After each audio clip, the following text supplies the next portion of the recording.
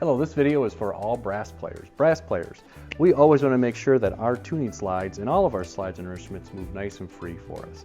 So every day, remember I tell you, I want you to move them just a little bit. Just keep that grease fresh and moving around, and so you know they work for you.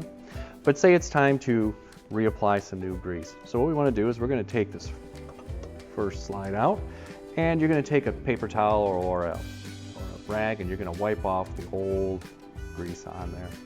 And then you're going to take your new grease, you're going to put a little bit on your slide, and then spread it out nice and thin. You don't want too much, you don't need a whole lot, just a little bit on there, enough to keep that slide moving freely. Then I put it back in. I'm going to put it back in incorrectly. Notice I don't have this side in. And I'm just going to spin this around and spread out that grease that I just put on. Do the same thing over here. And then when I'm ready, I put it back in. Remember to push your valve down. Put it back in there and just make sure it's moving nice and free for you. So that's how you do that on trumpet, baritone, French horns.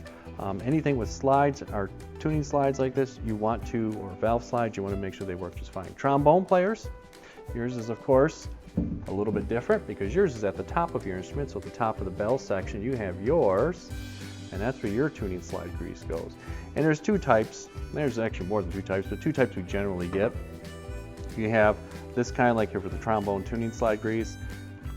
You just put your finger in there, put a little bit on your finger, and do the same process we did with the trumpet. You take it all the way out, wipe off the old grease, grease up a little bit, spread it out inside by spreading it around, by twisting and pulling on it as you put it back in.